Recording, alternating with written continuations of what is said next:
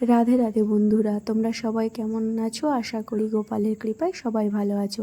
আজ সকালবেলা গপুকে আমি ঘুম থেকে ঠিক এইভাবেই তুলেছিলাম।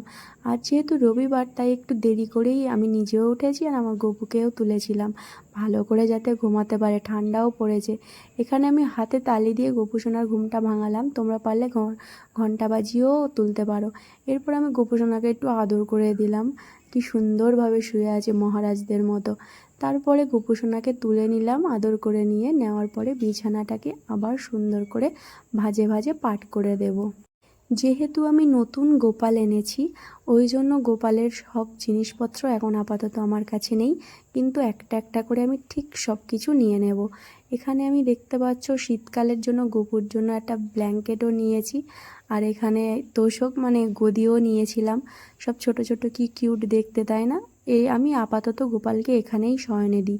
এরপর ওটাকে সাইড করে রেখে একটু মুছে মাছে নিয়ে তারপর গপুকে আমি আবার গপুর জায়গায় বসিয়ে দিলাম। এবার একটু হাত মুখটাও ভালো করে মুছিয়ে দিয়েছি, যেহেতু ঠান্ডার সময় বেশি জল দেবো না। আমার হাতেই একটু জল জল ভাব ছিল গপু সোনাকে, সেটা দিয়েই মুখ মুছিয়ে দিলাম। এরপর গপু সোনার রেডি করাবো। আর এই যে ড্রেসটা দেখছো পরে আছে, কি সুন্দর না? ওর বিছানার সাথে খুব ম্যাচ হয়েছে কিন্তু। এরপর গপু সোনাকে এই ড্রেসটা আমি আগের দিন পরিয়েছিলাম, এটা আবারও পরিয়ে দিলাম। আর এই সোয়েটারটা দেখতে পাচ্ছ কি সুন্দর কিউট দেখতে। আর আমি না গপুর জন্য সব কিউট কিউট জিনিসই কিনে আনি। মিষ্টি কালার, গপুকে খুব মিষ্টি দেখতে লাগবে তার জন্য। এরপর আমি গপুকে আবার অলংকারগুলো পরিয়ে দিলাম, যেমনভাবে আমি দিই। আর আমার কাছেও তেমন বেশি কিছু সাজগোজ নেই, কিন্তু কিনে নেব সব কিছু আস্তে আস্তে।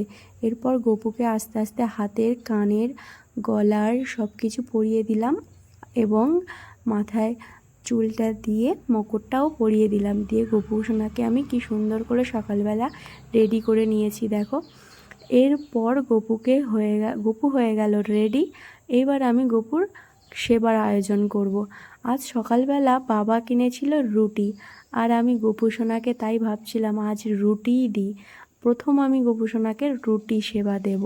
রুটিটা আমি এখানে পিস পিস করে কেটে নিয়েছিলাম, নিয়ে তার উপরে চিনি মাখিয়ে দিয়েছি, আর উপরে একটা বাতাসা দিয়েছি, আর জলের উপরে আর ভোগের উপরে তুলসী পাতা দিয়েছিলাম। তারপর গপু সোনার হাত থেকে বাঁশিটাকে সরিয়ে নিলাম, নিয়ে একটু ভোগ নিয়ে আমি গপুকে খাইয়ে দিলাম। আমার খুব ভালো লাগে গপুকে খাইয়ে দিতে, আমি রোজই খাইয়ে দিই। এরপর গপুকে আমি খাইয়ে দিলাম, দেওয়ার পর জলও খাইয়ে দিলাম। দিয়ে ভালো করে মুখটা মুছিয়ে নিয়ে কিছুক্ষণের জন্য প্রত্যেক দিনের মতো বাইরে চলে গেলাম, কারণ গপু সোনা যাতে একা একা খেতে পারে, মানে একা একা ইচ্ছে মতো খায় আনন্দ করতে করতে। আমি মুখটা মুছিয়ে আমার খাওয়ানোর পর চলে গিয়েছিলাম। এরপর আবার